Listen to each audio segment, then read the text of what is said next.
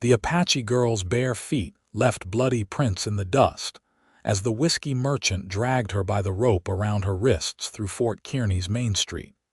And Austin Kane felt something crack open inside his chest that had been sealed shut for years. It was September 1876, and the Nebraska town bustled with the usual afternoon commerce. Wagons creaked past loaded with supplies, miners haggled over equipment prices, and women in proper dresses hurried between the general store and the church. But all that noise faded to nothing when Austin looked up from checking his horse's shoes outside the livery stable and saw her. She could not have been more than 20 years old, with long black hair tangled and matted, her deerskin dress torn and filthy. Blood crusted on her temple where someone had struck her, but it was her eyes that stopped Austin cold, dark and fierce, burning with a rage so pure it seemed to shimmer in the heat. She was not crying. She was not begging. She walked with her head high despite the rope, despite the blood, despite everything. Fresh merchandise. The merchant called out, his voice slurred and cheerful. He was a massive man with a beer gut that strained his suspenders and a beard stained yellow with tobacco juice. Apache squaw, young and strong. Good for cooking, cleaning, whatever else a man might need. Starting bid is $20. Austin's hands clenched into fists. He was 26 years old and had seen enough cruelty in his years ranging cattle from Texas to Montana, but this turned his stomach. The merchant was Wallace Grimes, known throughout the territory for trading in everything from guns to whiskey to human beings. The practice was illegal, but in places like Fort Kearny, where the law was whatever the man with the most guns said it was, illegal meant nothing. A crowd began to gather. Most were just curious onlookers, but a few men stepped forward with interest gleaming in their eyes. Austin recognized them. Claim jumpers, drifters, the kind of men who would work a woman to death in the fields and not lose a minute of sleep. 25, called out a man with a scar bisecting his face. 30, countered another, this one missing most of his teeth. The Apache girl stood perfectly still in the center of the street, the rope hanging loose from her bound wrists. She looked at each man who bid on her with those burning eyes, and Austin saw her memorizing their faces, planning. Even now, defeated and bound, she was planning how to kill them if she got the chance. 35, the scarred man again, stepping closer. Austin's heart hammered against his ribs. He had exactly $43 to his name. It was supposed to last him through the winter. He had been saving for months to buy breeding stock for the small ranch he was trying to build up north of town. Without that money, he would have nothing. He would be starting from scratch again, just like after the war, just like after his family died of cholera, just like every other time life had knocked him flat. The girl's eyes found his across the crowd. For just a moment, their gazes locked. He saw something flicker in her expression, uncertainty maybe, or recognition of something she saw in him. Then her jaw tightened and she looked away, proud and alone. $40. The toothless man, grinning now, confident he would win. Austin pushed through the crowd. 50. The street went quiet. $50 was a fortune. It was 3 months' wages for a ranch hand. The toothless man spat in the dirt and backed off, shaking his head. The scarred man glared at Austin with naked hatred but said nothing. Wallace Grimes's eyes lit up with greedy delight. $50. Now that is a proper bid. 50 going once, going twice. He paused, giving the crowd one last chance. No one spoke. Sold to the cowboy, Austin's stomach churned as he pulled the bills from his pocket. His entire future handed over to this piece of filth. But when he looked at the girl again, at the blood on her feet and the rope burns on her wrists, he knew he could not have walked away. Some things mattered more than money. Grimes snatched the bills and counted them slowly. his thick fingers leaving smudges on the paper. "Pleasure doing business with you, boy. She is all yours. Word of advice, though, keep her tied up good. Apache women are wilder than rattlesnakes and twice as poisonous." He thrust the rope into Austin's hand. The girl jerked when Austin's fingers closed around the hemp, but she did not try to run. She just stood there, waiting to see what fresh horror this new owner would bring. Austin did not move. He stood holding the rope while the crowd dispersed, going back to their business now that the entertainment was over. The afternoon sun beat down on them both. Sweat trickled down his back beneath his shirt. Finally, when they were alone except for a few curious glances from passers-by, Austin reached into his boot and pulled out the knife he kept there. The girl's eyes widened. Her body tensed, ready to fight or flee even if it was hopeless. Instead of reaching for her, Austin held out the rope between them and cut it in half with one swift stroke. "You are free," he said quietly. "Go." The girl stared at him, then at the severed rope, then back at him. Her mouth opened slightly, but no sound came out. Austin turned and started walking toward the livery stable where his horse waited. He had done what he could. It was up to her now. His boots thudded against the packed earth of the street, and he tried not to think about how he was going to survive the winter with no money and no prospects. He had just reached his horse, a sturdy bay gelding named Copper, when he heard light footsteps behind him. He turned. The Apache girl stood 5 feet away, the cut rope still dangling from her wrists. Up close, he could see more details. A bruise on her collarbone, scratches on her arms. She was thinner than he had realized, probably half-starved, but those eyes burned just as fierce. "Why?" Her voice was rough, accented, but her English was clear. Austin shrugged, not sure how to explain something he barely understood himself. It was wrong, what he did. The whole thing. "You paid money for me, I know. Then I am yours." "No," Austin shook his head firmly. "You are nobody's. You are free. There is a creek north of town with willows growing along it. You could follow it west, get away from here, find your people." Something complicated crossed her face. Pain and loss and something darker. "My people are dead." The words hit Austin like a fist. He had suspected as much. Grimes would not have gotten his hands on an Apache woman if her tribe was intact to protect her. "I am sorry." She looked at him for a long moment, weighing something in her mind. Then she stepped closer. "I am Juanita Jasso. My mother was Mexican, taken by the Apache when she was young. She named me before she died. The Apache called me other names, but Juanita is mine." Austin nodded slowly. "Austin Kane. You are a fool, Austin Kane." Despite everything, he felt his mouth quirk in something almost like a smile. "Yeah, I have been told that before." Juanita touched her wrists where the rope had rubbed them raw. "I have nowhere to go. No food, no weapons, no horse. I could walk west until I die of thirst. Or I could be taken again by someone worse than you." She lifted her chin. "Let me work for you. I will earn back what you paid. Then we will be even."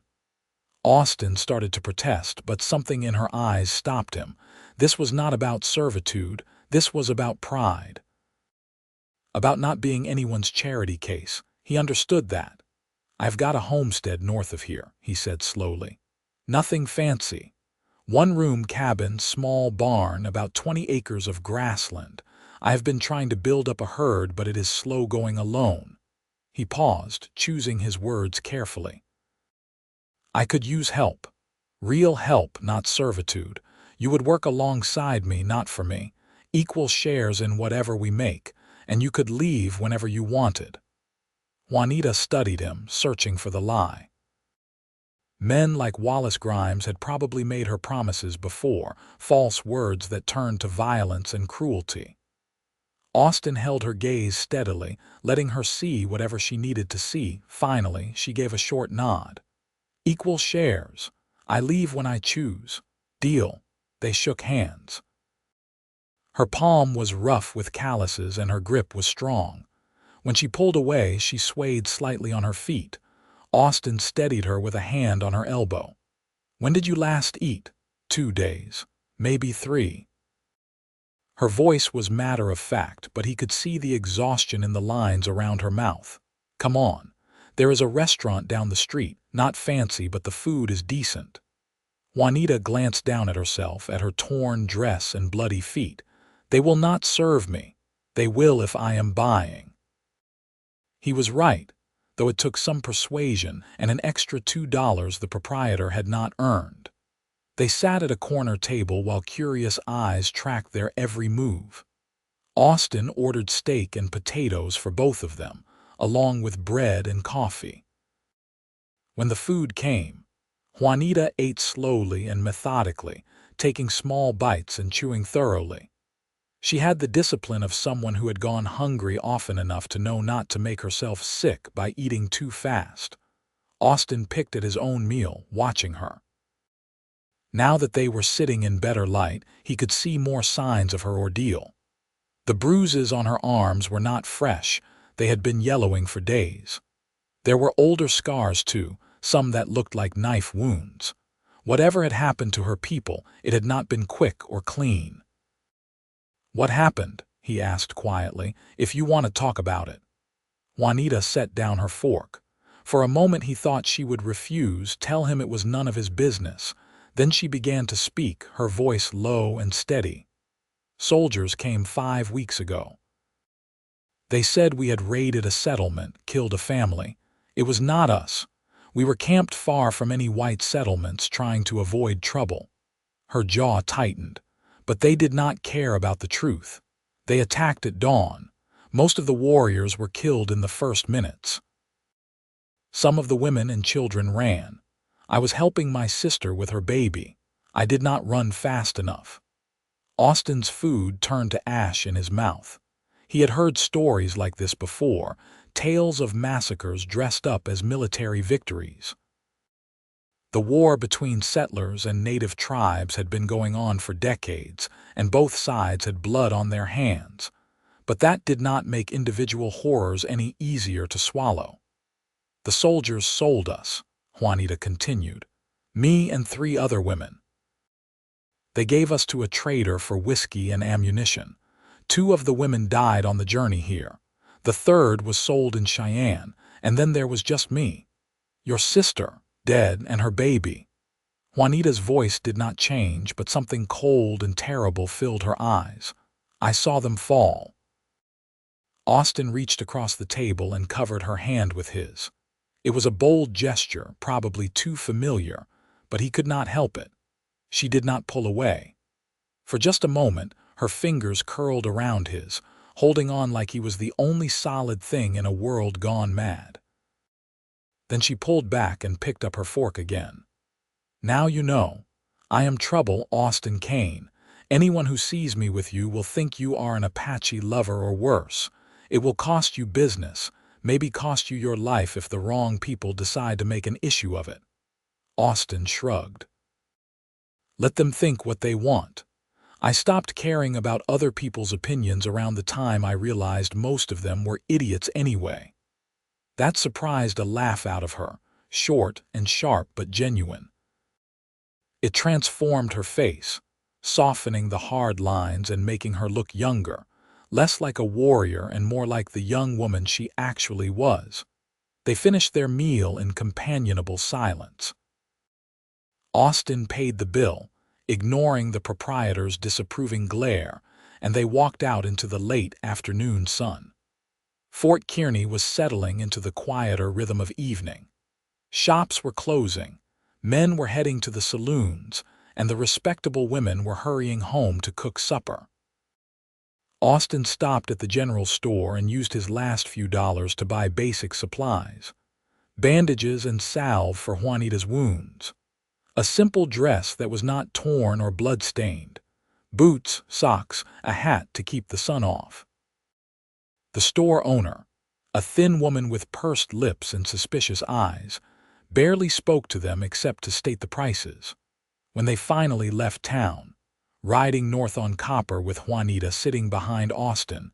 The sun was setting in a blaze of orange and gold. The prairie stretched out around them, endless grass rippling in the wind like an ocean. In the distance, a herd of antelope grazed peacefully. Juanita's arms were wrapped around Austin's waist to keep from falling off. He could feel her gradually relaxing, the rigid tension in her body easing as Fort Kearny disappeared behind them. Out here, away from the stares and whispers, she could breathe. The homestead appeared as darkness fell. It was humble, just as Austin had described. A small cabin made of rough-hewn logs, a barn that leaned slightly to the left, a corral with 3 horses and a half-dozen cattle. A vegetable garden, mostly gone to seed now as autumn approached. But it was neat and well-maintained, the work of a man who took pride in what little he had. Austin helped Juanita down from the horse and showed her inside the cabin. It was a single room with a stone fireplace, a bed in one corner, a table and 2 chairs, shelves holding supplies and cooking equipment. Simple but clean. "You take the bed," Austin said, already pulling blankets out of a chest. "I will make up a bedroll by the fire. This is your home, and you are my guest. Well, my partner. Either way, you get the bed." Juanita looked like she wanted to argue, but exhaustion was winning. She nodded and sat down on the edge of the bed, her shoulders slumping. Austin heated water over the fire and helped her clean and bandage her wounds.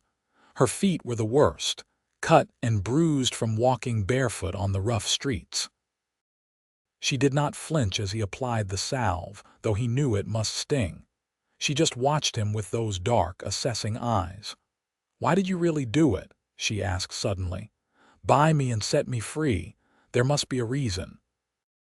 Austin thought about lying, giving her some noble speech about justice and honor, but she deserved the truth. "My sister was killed in a Comanche raid when I was 17.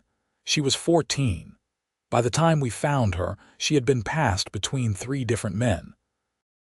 She was so broken she could not even speak. She died 2 days later, just gave up." He met Juanita's eyes. "When I saw you in that street, all I could see was her. I could not save Ellen, but I could save you." Juanita was quiet for a long moment.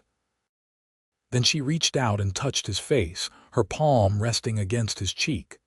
"I am sorry about your sister, but I am not her. I will not break." "I know," Austin said softly. "I can see that."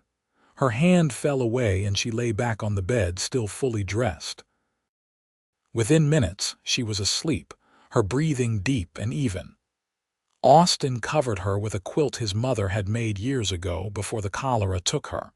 Then he made up his bedroll and lay down, staring at the ceiling. What had he done? He had less than $5 to his name now. Winter was coming, and he had brought a woman into his home who would be a lightning rod for trouble. Half the men in Fort Kearny would call him a traitor for helping an Apache. The other half would just think he was keeping her for himself and assume she was his property. But when he closed his eyes, all he could see was her face when he cut that rope. The shock, the disbelief, the tiny flicker of hope she had tried so hard to hide. That look made it worth it. Even if it all fell apart, even if they starved this winter, at least he had done one decent thing. He fell asleep to the sound of wind whistling around the cabin's corners and Juanita's steady breathing. The next morning, Austin woke to the smell of coffee. He sat up, disoriented, and saw Juanita crouched by the fire with the pot. She had changed into the new dress, a simple brown cotton that fit reasonably well, and had braided her hair. The bandages on her feet were already dirty from walking around barefoot in the cabin. "You should rest," Austin said, standing and stretching muscles stiff from sleeping on the floor. "I have rested. Now there is work to do."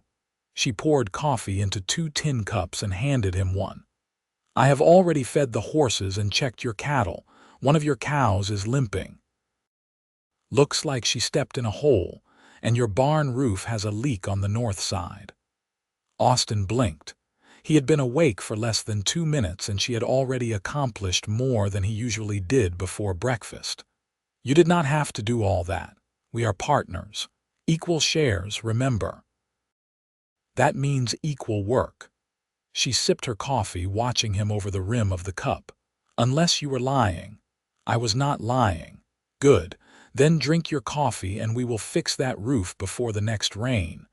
They fell into a rhythm over the following days. Austin had been alone so long he had forgotten what it was like to have someone to share the work with. Juanita was tireless, attacking every task with focused intensity. She repaired the barn roof, mended fences, helped him bring in what was left of the garden harvest. She was also an excellent rider, guiding Austin's horses with such skill it was clear she had grown up around them. In the evenings, they would sit by the fire and talk. Austin learned that Juanita's Apache family had raised her after her Mexican mother died. Her father had been a warrior who taught her to ride and shoot and track. She had been 12 when he was killed in a raid, and her aunt had taken her in. For 8 years, she had lived as one of them, learning their ways, their language, their traditions. And then the soldiers came and took it all away. Austin told her about his own family, his parents who had died of cholera, his sister Ellen and her brutal death.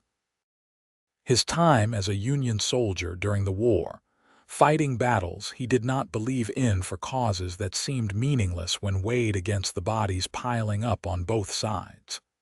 His decision to come west and try to build something of his own, something clean and simple.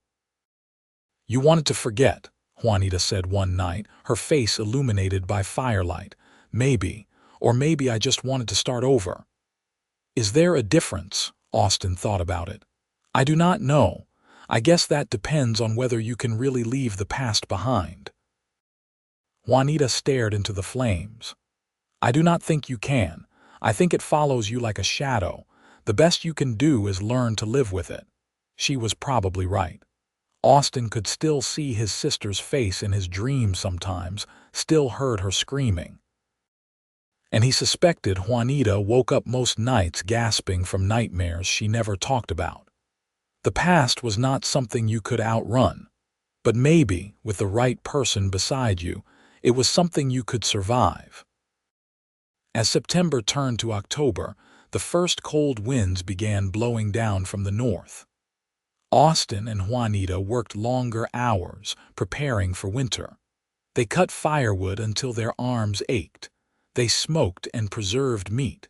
They fortified the cabin walls with extra mud and straw. And slowly, almost without Austin noticing it happening, his small homestead began to feel less like a lonely refuge and more like a home. Juanita was different too. The hard edges had not disappeared. She was still fierce and guarded, but she smiled more often. She sang sometimes while she worked, Apache songs that Austin did not understand but found beautiful anyway. And occasionally, when she thought he was not looking, he would catch her watching him with an expression he could not quite read. The trouble Austin had predicted came on a gray afternoon in late October. He and Juanita were in the corral training a young horse when 3 riders appeared on the ridge overlooking the homestead. They sat there for several minutes, silhouetted against the overcast sky, clearly watching. Then they rode down. Austin recognized them immediately. The scarred man from the auction was in the lead. His 2 companions were the toothless man and another rough-looking character Austin did not know. All 3 were armed. "Go inside," Austin said quietly to Juanita. "No. This is not a request. These men are trouble. Then you will need help." Juanita's hand moved to her belt where she had started keeping a knife Austin had given her. "I will not hide while you fight my battles." There was no time to argue.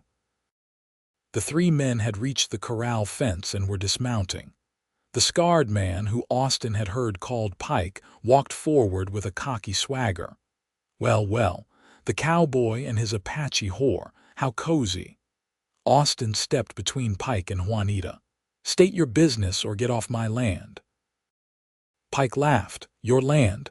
You mean this sad little patch of dirt? Hell, I have bigger outhouses. He spat tobacco juice into the dust. But I am not here about your land. I am here about her. She is none of your concern.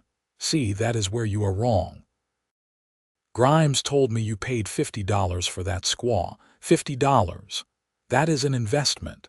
And I have been thinking, a man who would pay that much, he must be getting something real good in return. Pike's eyes crawled over Juanita, making Austin's blood boil. So I figure maybe you would be willing to share. For a reasonable price, of course. Get off my land. Now, Pike's smile disappeared. I am making you a generous offer, Kane. You get to keep your pet and make some money off her. Everybody wins. Austin's hand moved to the gun at his hip. He was faster than most, but there were 3 of them and they were spread out. If shooting started, someone was going to die. Maybe all of them. Then Juanita stepped forward, moving around Austin before he could stop her. She faced Pike with her chin raised and her eyes blazing. You want me? Come take me. No guns, no friends, just you and me. Let us see how brave you are without them. Pike's eyes widened in surprise, then narrowed in anger. You are offering to fight me, a woman. I am offering you a chance to die with some dignity instead of being shot like a dog in this corral. But if you are too scared, you can leave now and we will forget this happened. The air was electric with tension. Pike's companions shifted nervously, hands hovering near their weapons. Austin calculated angles and distances, preparing for the worst. Then Pike laughed, a harsh, ugly sound. You have got spirit, I will give you that, but I am not stupid enough to fight an Apache woman hand to hand. You all learn to kill before you can walk. He backed toward his horse, his friends following. This is not over, Kane. You have made an enemy today.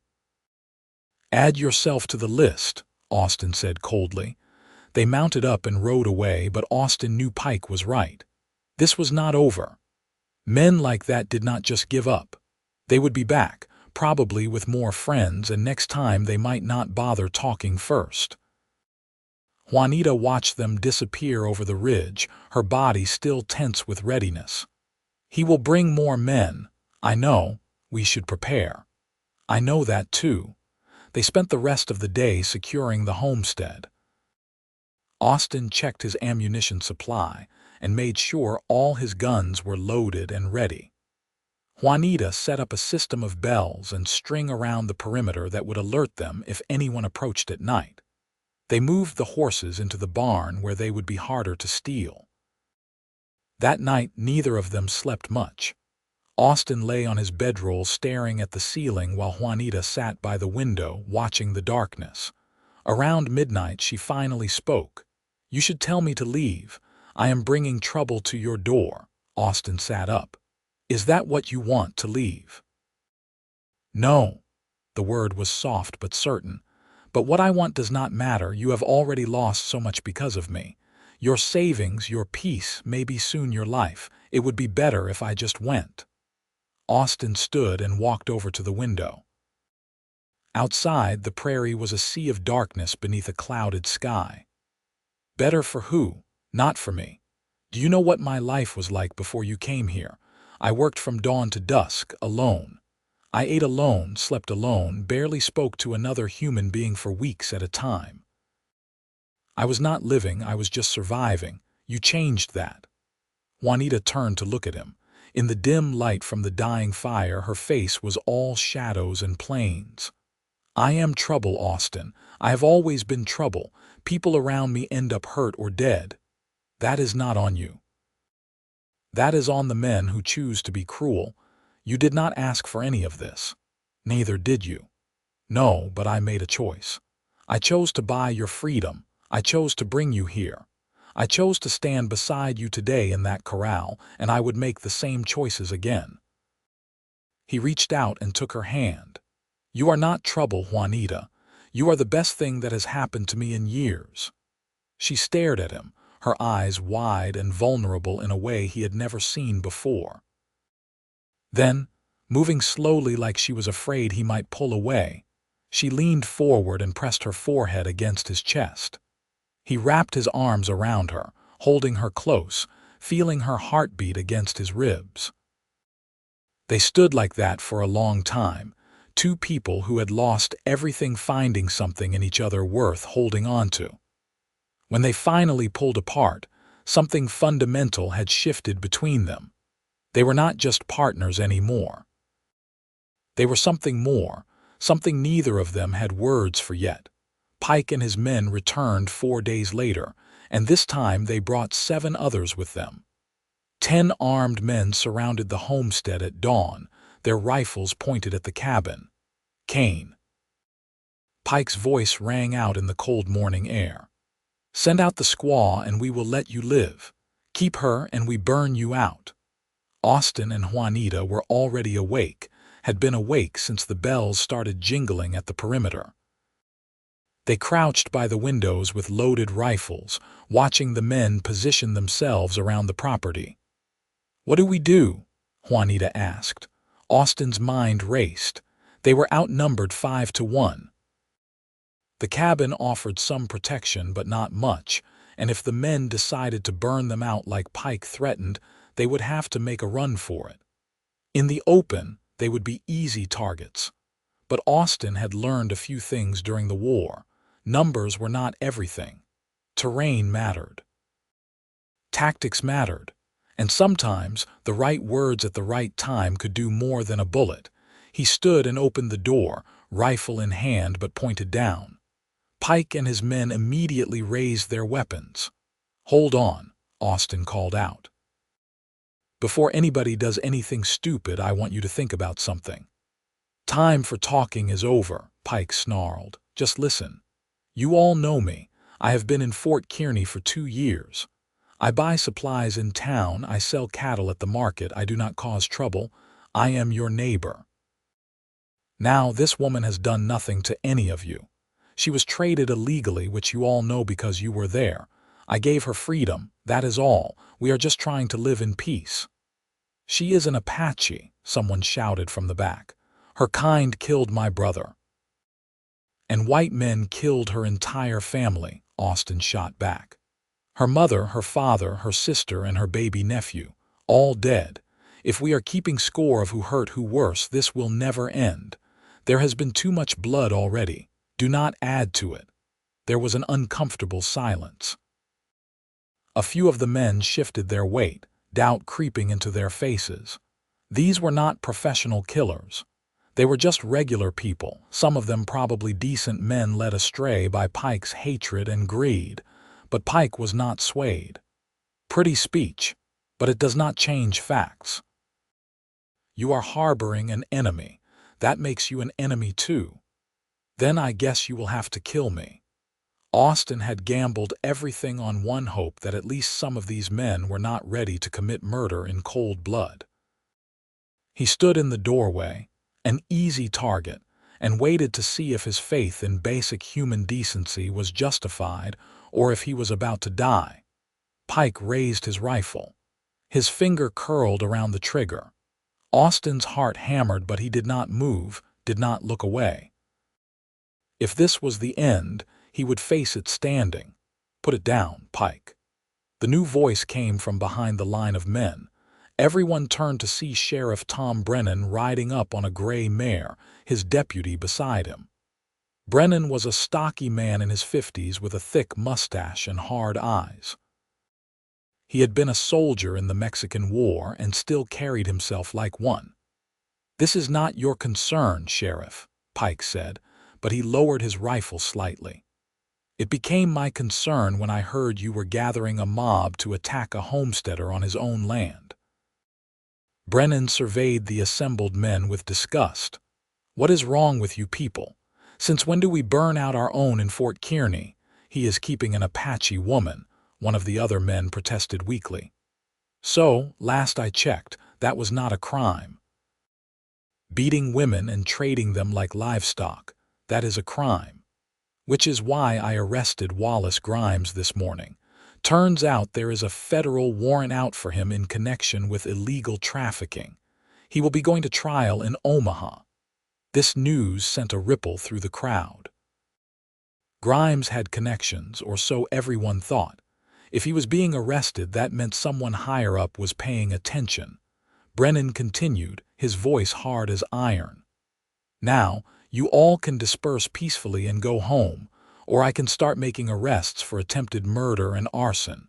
Your choice. The fight went out of the mob like air from a punctured bladder. Men began backing away, mumbling excuses and avoiding eye contact. Within minutes, they were mounting their horses and riding off in different directions. Only Pike remained, his scarred face twisted with fury. "This is not finished," he said, looking at Austin with pure hatred. "Yeah, it is," Brennan said. "And Pike, if I hear you have been bothering Kane or the woman again, I will find a reason to lock you up. I am sure if I look hard enough, I will discover you have warrants somewhere too. Now get." Pike spat in the dirt but rode away. Austin sagged against the doorframe, the tension draining out of him all at once. Juanita appeared at his side, her rifle still in hand. Brennan dismounted and walked over. "You are a damn fool, Kane. You know that?" "Yes, sir, I have been told." "This woman worth all this trouble?" Brennan glanced at Juanita, his expression neutral. Austin looked at her, at the fierce pride in her eyes and the way she stood ready to fight despite the odds. "Yes, sir, she is." Brennan nodded slowly. "Well then, I guess that is all that matters." He tipped his hat to Juanita. "Madam, I am sorry for what happened to you, and I am sorry there are people in this town who would rather see you dead than admit maybe we have done some wrong things out here."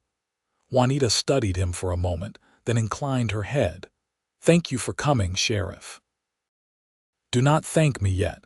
I got rid of the mob, but I cannot make the hatred go away. There will be people who cause problems. Best you both watch your backs." He remounted his horse. "And Kane, you might want to think about making this official. Woman living with you, not married. Apache or not, people talk. Give them one less thing to complain about." He rode away with his deputy, leaving Austin and Juanita standing in front of the cabin. The sun was fully up now, burning away the morning chill. Somewhere in the distance, a meadowlark sang. "He meant marriage," Juanita said quietly. "I know." "Is that something you would want?" Austin turned to look at her fully. They had danced around this for weeks now, the growing feelings between them neither had dared name. He thought about his hand in hers by the firelight, the way she laughed at his terrible jokes, how she had stood ready to die beside him just minutes ago, how empty his life would be if she left. "Yes," he said simply, "but only if it is what you want. You are free, Juanita. I told you that the day I met you, and I meant it. You do not owe me anything, not your labor, not your company, and certainly not your hand in marriage." Juanita was quiet for a long time. Then she reached up and touched his face, the same gesture she had made their first night here. "When you cut that rope in Fort Kearny, I thought you were crazy or cruel, offering false hope. I was ready to run or fight or die. I never expected kindness." "You deserved kindness." "Maybe, but few people give what is deserved. Most give what is easy or profitable." "You gave me freedom knowing it would cost you everything." Her thumb traced his cheekbone. "Then you gave me a home, a purpose, a reason to keep living when I thought I had none left. And now you offer me the choice to stay or go, knowing I might choose to go." "I will not trap you," Austin said. "Not with marriage or obligation or anything else. I know.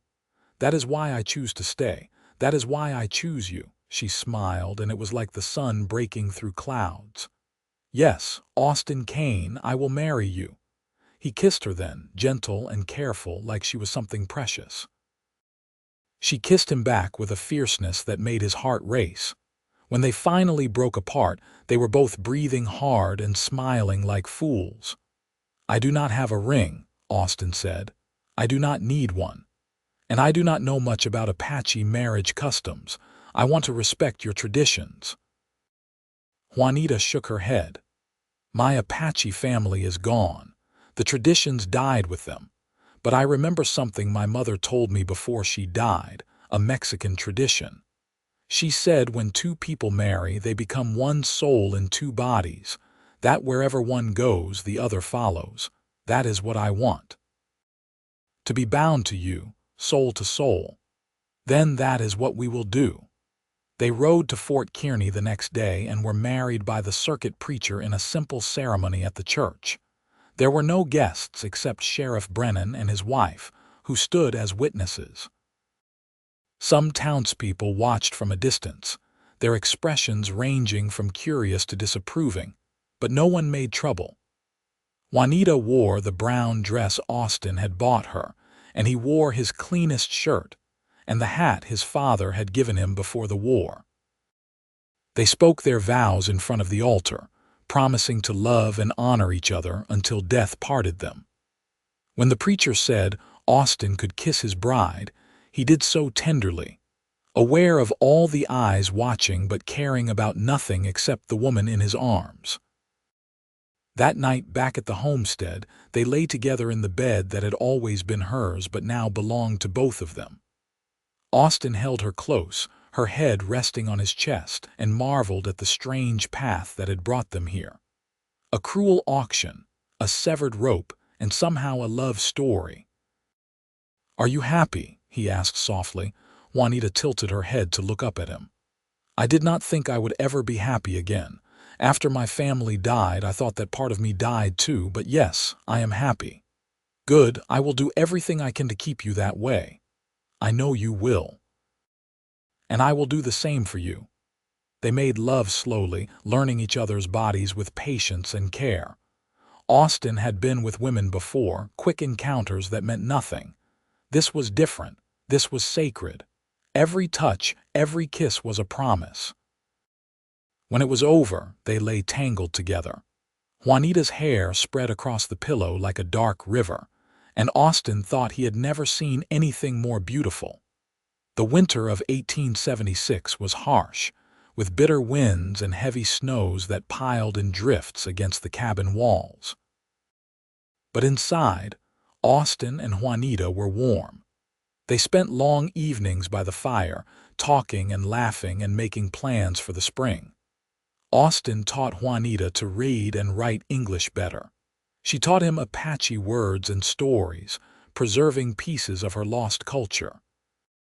They worked together to keep the animals fed and healthy. When one of the cows gave birth to a calf in the middle of a blizzard, they brought both animals into the barn and sat up all night making sure the baby survived. When Austin caught pneumonia in February, Juanita nursed him through it with herbs and poultices she made from plants she gathered during the brief warming spells. By the time spring arrived, melting the snow and turning the prairie green again, they had become a true team. They knew each other's rhythms, could communicate with a look or a gesture. The homestead thrived under their joint care. The herd had grown.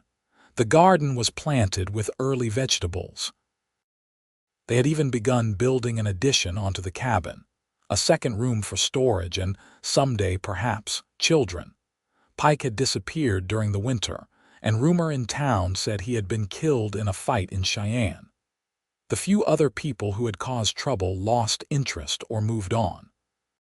Sheriff Brennan made a point of riding out to check on them occasionally, bringing news from town and making it clear the law was on their side. Slowly, grudgingly, Fort Kearny began to accept them. The general store owner started greeting Juanita by name.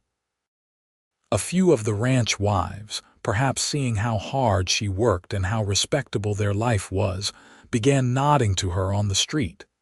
It was not friendship, not yet, but it was a start. In May, Juanita told Austin she was pregnant. He was mending fence when she said it, hammering a post into place. The words did not register at first. Then he dropped the hammer and turned to stare at her. "You are sure?" "I am sure." The baby will come in winter, January or February if I count right. Austin crossed the distance between them in 3 strides and swept her up in his arms, spinning her around while she laughed. We are going to have a baby. We are going to be parents. Put me down before you make me dizzy, Juanita said, but she was smiling. He set her down gently, then immediately started fussing over her. You should not be working so hard. We need to get you to a doctor. Do we have everything we need? Do you need anything? Austin, breathe. Women have been having babies since the beginning of time. I will be fine. But Austin could not help worrying. He had seen too many women die in childbirth, including his own mother who had hemorrhaged after delivering a stillborn son. The thought of losing Juanita terrified him in a way nothing else did. As summer progressed and her belly swelled, Austin became even more protective.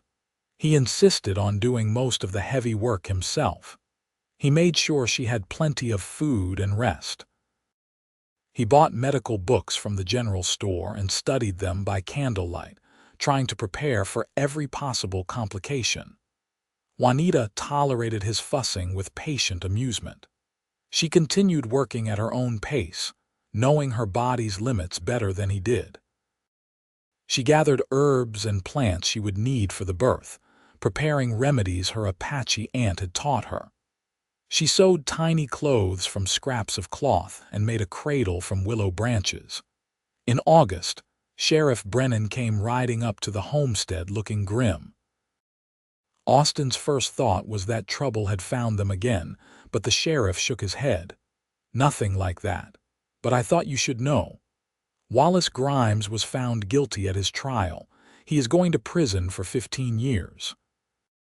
The judge made a point of saying that the illegal trafficking of human beings would not be tolerated in this territory.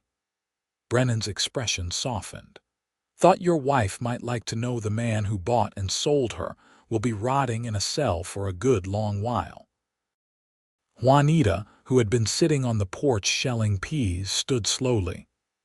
Thank you for telling us, Sheriff. There is more. The judge asked if there were other victims who might want to testify or make statements. I told him about you. If you want, you could travel to Omaha and tell your story. It might help put away some of Grimes's partners in this business. Juanita looked at Austin. He took her hand and squeezed it. It is your choice. If you want to do it, I will come with you. She thought for a long moment, one hand resting on her pregnant belly. No, my story is mine. I do not need a courtroom to make it real or to find justice. Grimes is in prison. That is enough. I just want to live my life in peace now. Brennan nodded. I understand. Well, the offer stands if you change your mind. He tipped his hat and rode away. That night, Austin held Juanita while she cried. Not from sadness, but from relief. The man who had held the rope around her wrists, who had tried to sell her like livestock, would never hurt anyone again. It was a kind of justice, even if it did not bring back the people she had lost. I am ready to let go of the past, she whispered against Austin's chest. I want to look forward now, to our baby, our life together, the future instead of the past. Then that is what we will do, Austin promised. The baby came on a frigid night in late January 1877. Austin had ridden to town that morning to buy supplies, and when he returned, Juanita was already in labor. He panicked, fumbling with the medical books and trying to remember everything he had read, but Juanita was calm. She directed him through the process, telling him what she needed and when. She sang Apache songs between contractions, low and rhythmic. And when the baby finally emerged just past midnight, squalling and red-faced, Austin caught him with shaking hands and felt his heart expand in ways he had not known were possible. A boy, he said, his voice thick with emotion. We have a son. Juanita, exhausted but radiant, reached for the baby. Austin placed him carefully in her arms and she cradled him close, tears streaming down her face. He is perfect. They named him Daniel Jacob Kane, after Austin's father and Juanita's father, whose names they now joined in their son. He had Austin's green eyes and Juanita's dark hair, a perfect blend of both of them. The first months were sleepless and chaotic. Daniel was a healthy baby with powerful lungs who did not believe in sleeping through the night. Austin and Juanita took turns walking him, feeding him, changing him, and falling into bed exhausted whenever he finally dozed off. But even in the exhaustion, there was joy. Watching Juanita sing their son to sleep, seeing her fierce love transform into gentle tenderness, made Austin fall in love with her all over again. And when Daniel smiled for the first time, a gummy grin directed at his father, Austin felt like he could conquer the world. Spring brought new challenges. A late freeze killed some of their early crops. 2 calves were lost to predators. The roof started leaking again and had to be patched. But they faced it all together, Austin and Juanita and baby Daniel, a family forged from tragedy into something strong and good. In April, Juanita surprised Austin by announcing she wanted to go to church. They had not been since their wedding, partly because of the baby and partly because the townspeople's acceptance was still tentative. But she said it was important to her that Daniel be raised with faith and community. So they went, the 3 of them dressed in their Sunday best. They sat in the back pew while people stared. But when Reverend Matthews invited everyone to welcome the Kane family, a few brave souls came forward to shake their hands. Mrs. Brennan brought over a pie. A rancher named Stewart said he had heard Austin was a good hand with horses and might have work come summer. It was not much, but it was something. A crack in the wall of isolation they had lived behind for so long. As Daniel grew from baby to toddler, the homestead grew with him. Austin and Juanita completed the second room on the cabin, then added a front porch where they could sit in the evenings and watch the sunset. The herd expanded to 30 head of cattle. They bought chickens and built a coop. The vegetable garden flourished under Juanita's care. They were not wealthy, but they had enough. More importantly, they had each other and their son. Daniel was a bright, curious child who loved animals and the outdoors. By the time he was 2, he was following Austin everywhere, mimicking his father's work and asking endless questions. Juanita taught him songs in both Spanish and Apache, preserving pieces of her heritage that might otherwise have been lost. In the summer of 1879, Sheriff Brennan came with news again. This time, his expression was complicated, sad and hopeful at once. "There is a group of Apache being relocated to a reservation in New Mexico," he said. "Some survivors from various bands that got scattered. I thought maybe your wife would want to know, in case she has family among them." Juanita's face went pale. "New Mexico. How would I find out if they are my people? I can send a telegram, see if I can get names. It will take a few weeks to get a response, but if you want, I can do it." "Yes, please." The weeks of waiting were agonizing. Juanita tried to prepare herself for disappointment, but Austin could see the hope burning in her eyes. The possibility that she was not alone, that some connection to her past still existed, consumed her. When the response finally came, Brennan rode out personally to deliver it. His smile told them everything before he even spoke. "They found 3 people who remember you, a cousin named Maria and 2 younger girls who were children when you knew them. They are alive and asking if you could come visit." Juanita burst into tears. Austin held her while she sobbed, years of grief and loss pouring out. Her family was not completely gone. There were survivors. There was still a connection to who she had been before the soldiers came. "We will go," Austin said immediately, "as soon as we can arrange it." "Austin, it is so far and expensive, and we have the homestead to run. We will manage. This is important. You deserve to see them." So in September of 1879, Austin, Juanita, and 3-year-old Daniel traveled to New Mexico by train and then by wagon. It took 2 weeks, but when they finally reached the reservation and Juanita saw her cousin Maria for the first time in 4 years, the reunion was worth every mile. The two women held each other and cried and talked in rapid Apache while Austin watched with a lump in his throat. Daniel, shy at first, was soon charmed by the younger girls who fussed over him and taught him hand games. They stayed for a week. Juanita reconnected with what remained of her people, sharing stories and memories, grieving together for those lost. The living conditions on the reservation were poor, the rations inadequate, the treatment by the government agents often harsh. It broke Austin's heart to see, before they left, Maria pulled Austin aside. "Thank you for taking care of our cousin. We heard stories about what happened to her about the auction. We thought she was dead or worse. To see her now, healthy and happy with a family of her own, it is a miracle." "She saved me as much as I saved her," Austin said honestly. "I was half dead inside before I met her. She brought me back to life." Maria smiled. "You are a good man, Austin Kane. Take care of her and bring her back to visit when you can." "I promise." The journey home was bittersweet. Juanita was grateful to have found her surviving family but heartbroken to leave them in such conditions.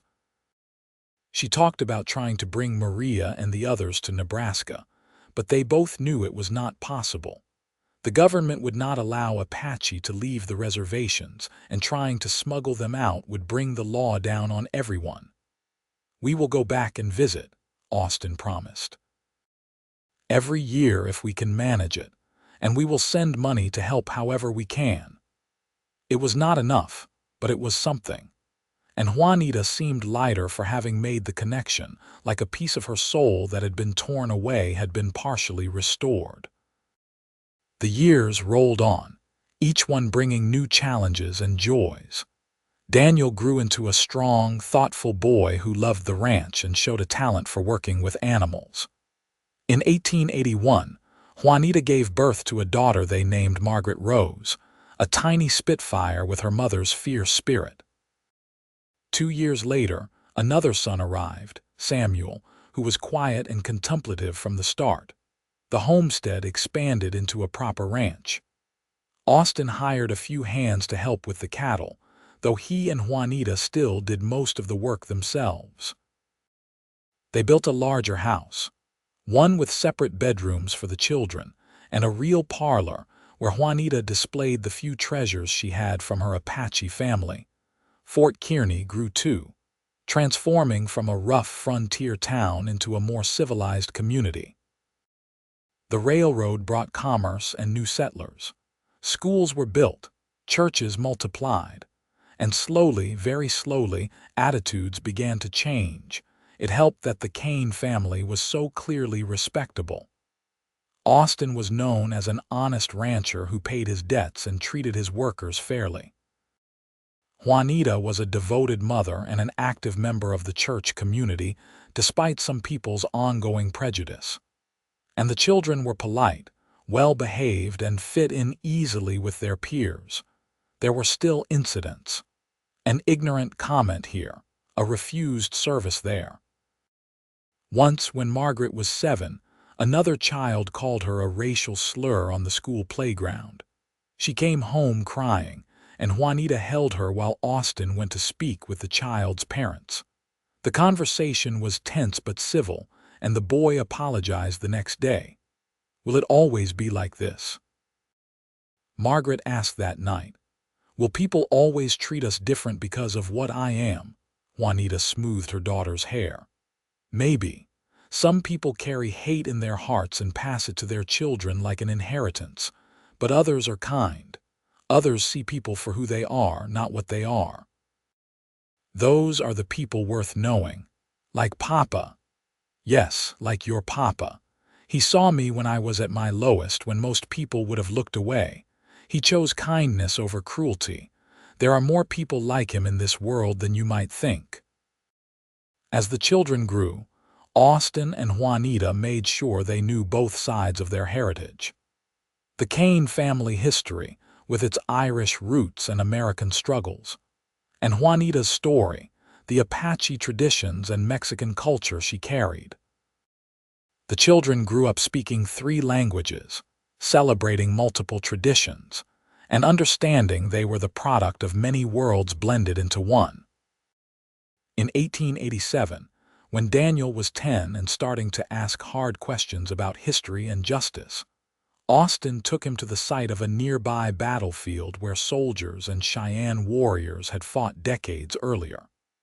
They walked among the old bones and faded markers while Austin told his son the truth. "People did terrible things to each other out here," Austin said. "Both sides.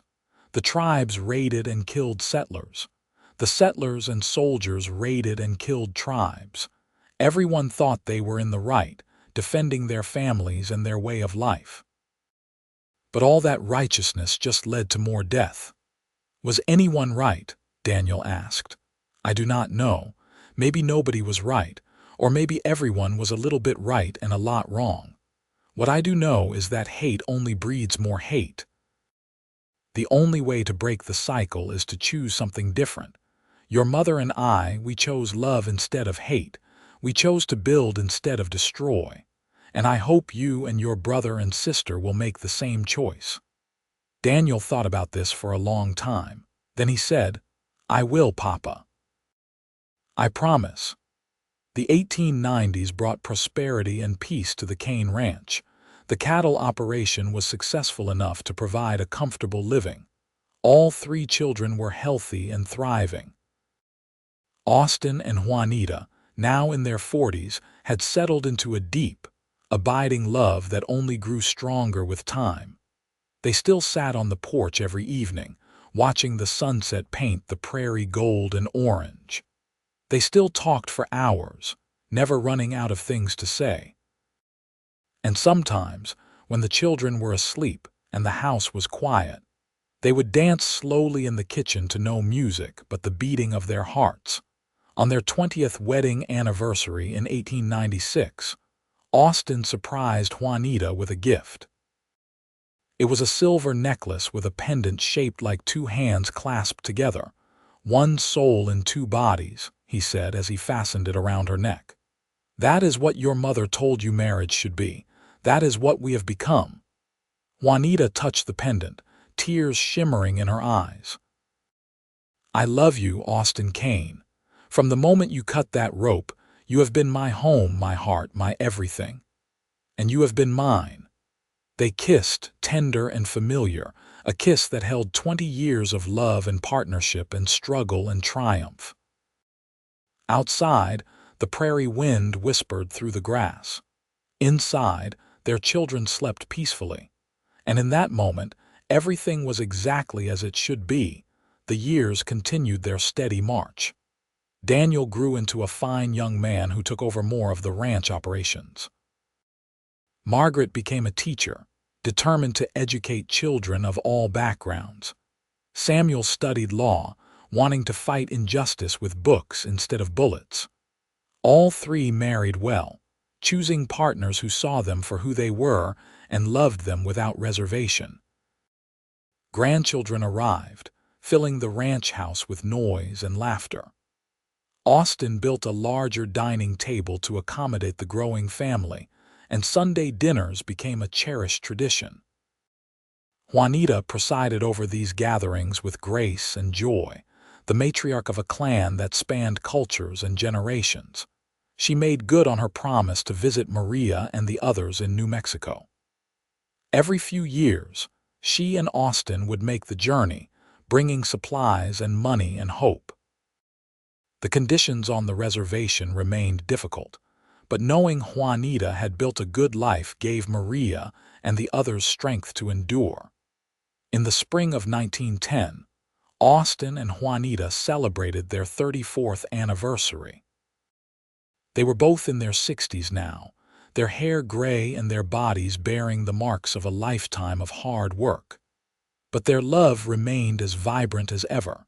They took a walk that evening, just the two of them, following the creek that ran through their property. The willows were budding with new green leaves. Birds sang in the branches.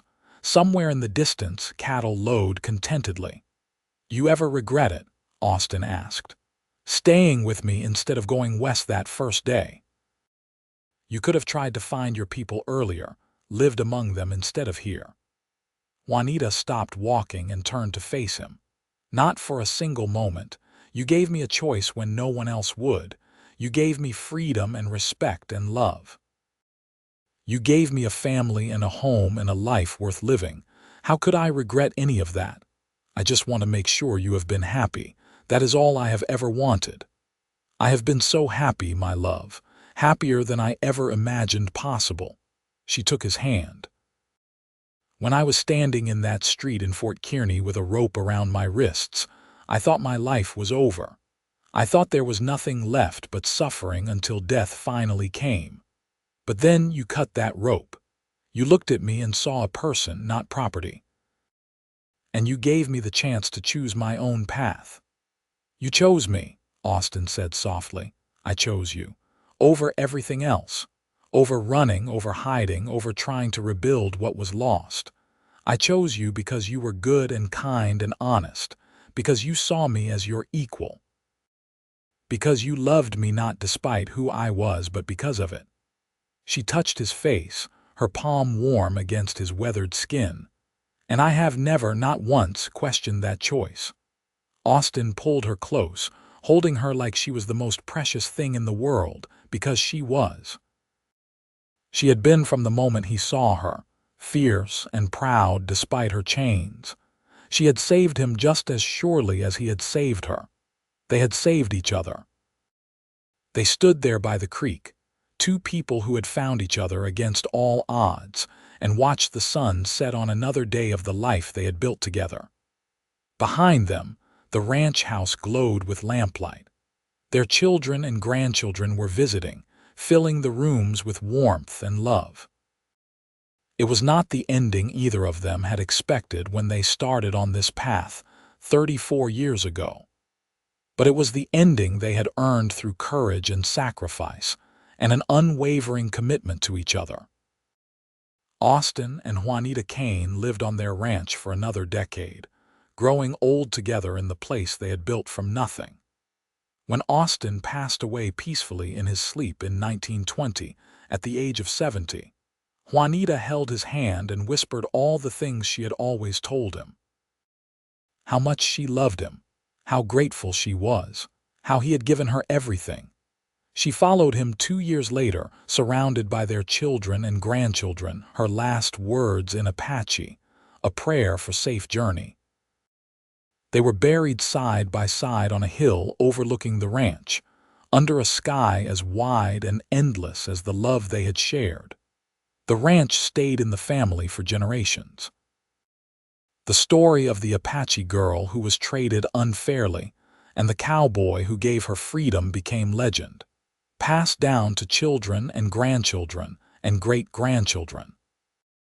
It was a story of injustice and courage, of choices made in the face of cruelty, and of a love that transcended everything meant to divide them. And if you went to that ranch even now, you could see two headstones standing together on the hill. The inscriptions were simple. Austin Kane, beloved husband and father. Juanita Jasso Kane, beloved wife and mother. But beneath those words, added by their children, was one more line that told the real story: one soul in two bodies, together forever. It was a promise they had made to each other in a small cabin on a frontier homestead so many years ago. A promise they had kept through trials and triumphs, through hardship and joy, through all the days of their lives.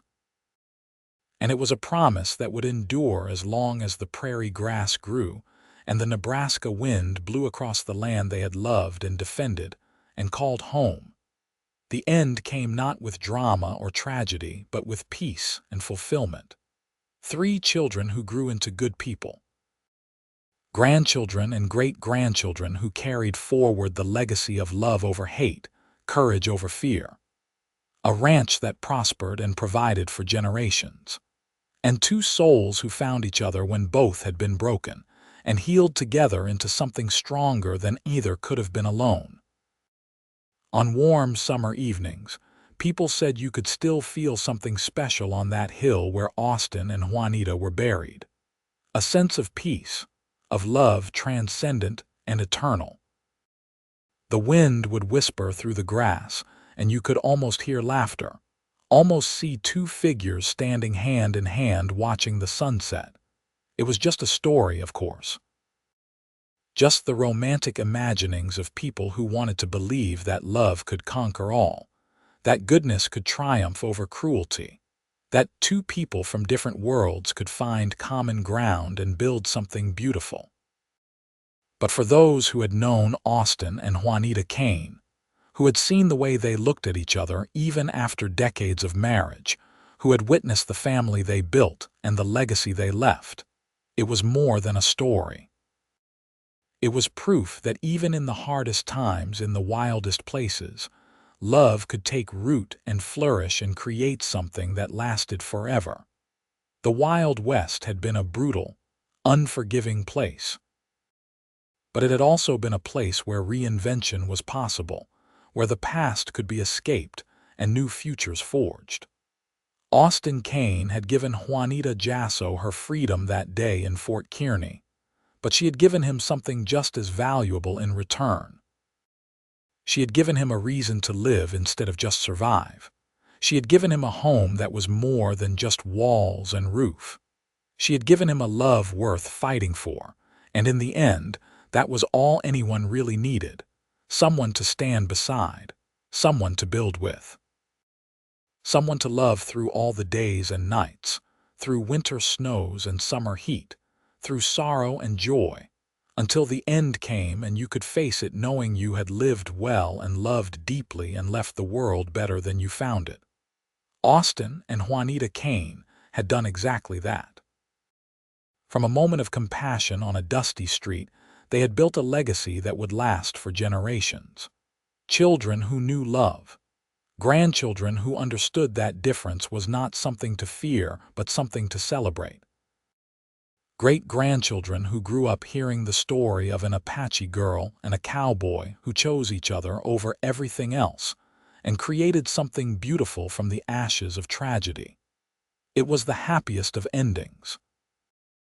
Not because everything was perfect, but because they had found each other and held on through everything that tried to tear them apart. They had won. Love had won.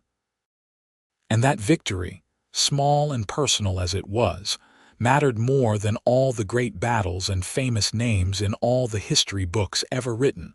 The prairie remembered them. The land they had worked and loved remembered.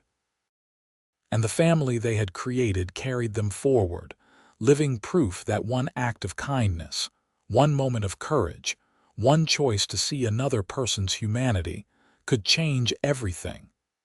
That was the legacy of Austin Kane and Juanita Jasso. Not wealth or fame or power, but love. Pure, simple, enduring love that had started with a cut rope and a choice freely made, and had grown into something that would last as long as there were people to remember and tell the tale. And they all lived on, in the stories told and retold, in the ranch that still stood, in the descendants who carried their blood and their values. Austin and Juanita Kane, the cowboy and the Apache girl, together forever in the place they had made their own under the endless Nebraska sky.